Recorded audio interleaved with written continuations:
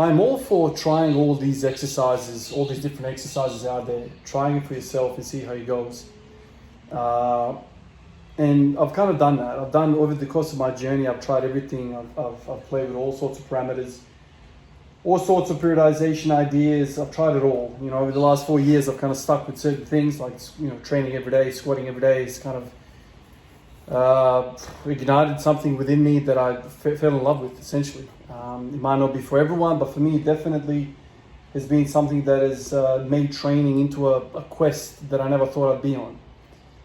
So, you know, if I never tried squat every day, I would have never known that this is something that I like. This is something that I quite enjoy. And so with all these different exercises that I've kind of plugged in along the way to try and work out what's what, low reps, high reps, this exercise, that exercise, all sorts of stuff. And some exercises simply don't agree with me. For whatever reason, I'm built a certain way, and it makes sense. Like, I don't think we as individuals should be doing what everyone else is doing. You kind of have to try and see what goes okay for you. One exercise which I've gone back to multiple times over the course of my 10 years of training is single arm rowing. I've always felt like single arm rowing did something to my back, something unique.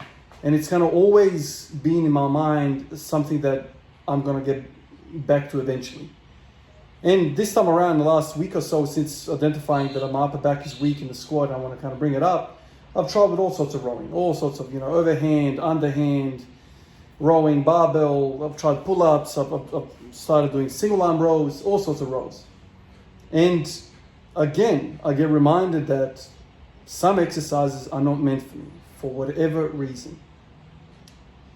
When I start to do single arm rows and I put a decent amount of volume in it, and then I try to progress it, I always get a pain in my groin like I'm gonna pop a freaking hernia.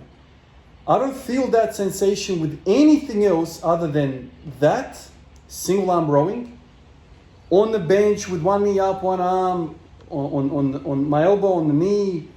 You've seen how I do that version. I've tried it many different ways, and although you can kind of work around some of these things, it always comes back to the moment I start progressing it. Like I did 20 kilo rows, 20 kilo dumbbell single arm rows for a few weeks, and I thought, okay, time to bring it up. So I went to 30 kilos. Still, the weight feels light to me. But then I start to get a pain. And when I say a pain, like, I don't know if you guys, I'm showing you my freaking groin, but like right in there. Here, let me stand up. So, right, you can see me here. So belly button here, I feel the pain kind of like right there, right in the hernia, inguinal hernia kind of region. And the only time I've ever felt that in my time, and I've made videos about this and I've kind of told you guys about it, is when I do rack pulls. When I do rack pulls and when I do bent over rowing, single arm, I get the sensation. I don't get it with two-hand rowing, like a barbell. Never feel it that way. I never get it through any other exercise. All this squatting that I've done over the years, man, pushing it, max weight, single reps, doubles, triples, fives. Now I'm doing crazy amount of weight for sets of 10 and above. Never feel that sensation, except when I start, I want to say, twisting my torso. It's not even twisting because I also get it during the rack pulls. Bizarre. And so, you know, I did my squats, I did my barbell rows, I get to the freaking dumbbell row and I'm doing this. And then I'm like, I did one set, I'm like, yeah, that feels shit. Now I've kind of learned over the years what to do to get rid of that sensation. Usually it's something core related. You know, anything that engages I want to say serratus anterior, not serratus interior, obliques. That oblique kind of section makes that thing go away right away. Or, you know, crunching or sit-ups or leg raises or something like that, it goes away right away. But it's one of those sensations that I feel and I'm like, okay. And you know, I'm a nurse and I work in ED and I know what hernias are, I know what the signs and symptoms are and the sensation. It's something that you don't want to mess around with because once that thing pops out, then the only way you're going to repair it is surgery. And you know, with heavy lifting that I do daily, you need to kind of be mindful of it and you got to pick up that symptom. So if you start to get a symptom like that, sharp, almost like an itchy type of pain in the groin, mine is not even in the groin, it's like just towards the abdomen. So like pubic bone kind of level. And I'm always like, okay, It's a great exercise. I really feel my lat pump up. But we're going to stop that. We're going to stop it. We're not going to go about it. I had my cameraman here last week, and he was messing around with weights and, trying all these different exercises. He's not a lifter. He's not crazy about it, but he wants to get moving. And he was like, I want to do some rowing. And then he started kind of setting it up to have one leg on the ground, one knee on the bench, one arm on the bench, that kind of typical how everyone learns how to do it. And I stopped him. I said, don't do that, man. You're going to pop a hernia. And I told him a brief kind of summary of what I've learned. And I said to him, the best way to do it is to be standing on your own 2 feet, one elbow to like the thigh, and then rowing like this, right? So kind of like this, but obviously not in this position with my feet on the ground. And he was like, cool, all right, I'll do that. And then funnily enough, a week later, I started doing that and I started progressing, and I started feeling the same thing that I was telling him it wouldn't be develop into. So I'm like, okay, is rowing single arm this bad? I don't know. But I'm going to stay away from it. I don't want to fuck around and find out. The last time I felt this, like I said to you, was probably 18 months ago or something like that. When I was, if you guys remember, when I was in that crazy stage of doing block pulls, doing rack pulls, and I was pushing it really, really hard.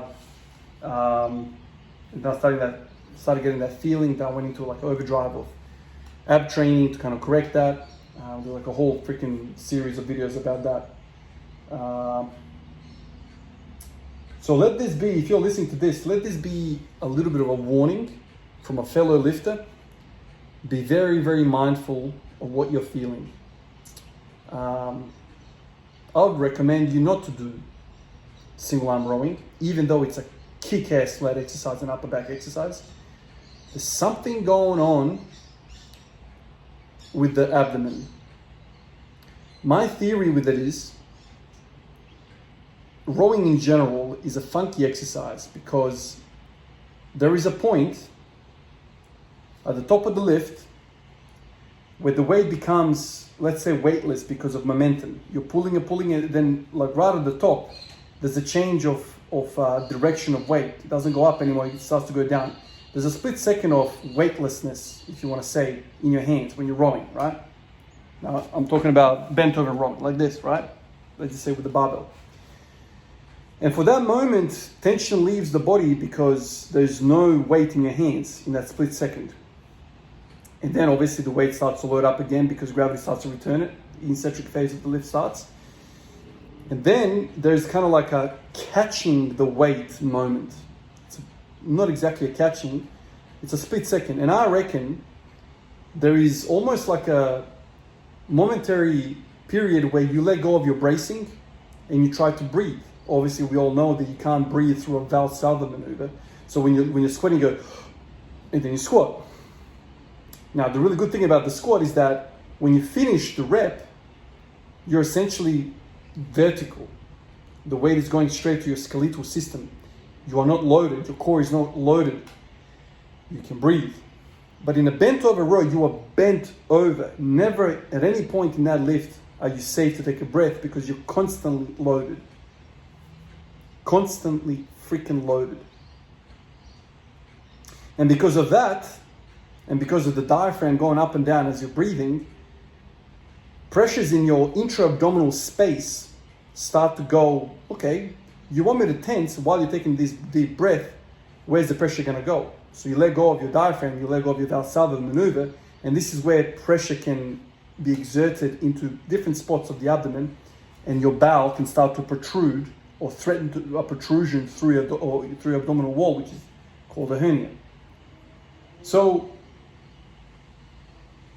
this is another reason why deep down in my soul, I'm always kind of like, rowing, it's awesome, but at the same time, it's not freaking awesome.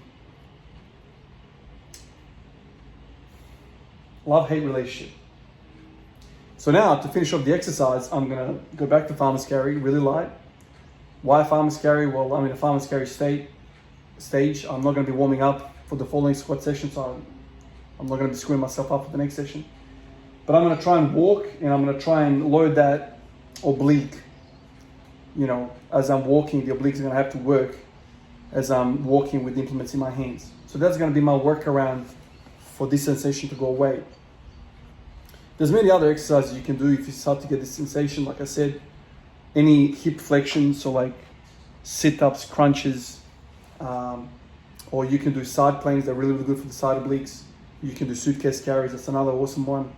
Or just, like I said, general hook your feet underneath something like a squat rack or whatever, and just do freaking sit-ups. That's worked well for me, and I've worked my way out of these situations before. Yeah. Interesting. I don't know if you guys have had similar experiences with rowing.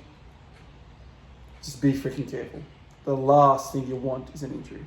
And an injury which is going to have implications everywhere. You don't want to mess around with that. So if an exercise causes you harm, or has the potential to cause you harm, get it out. Get it out. And it sucks because the benefits are amazing, but shit, is it expensive. I'll continue doing the bilateral stuff, the barbell stuff. That doesn't cause me too much trouble.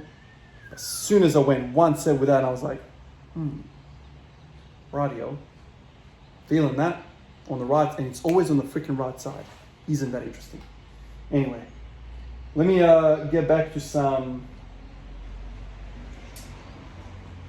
farmer's carry, and I'll catch you guys in the next one. Peace out.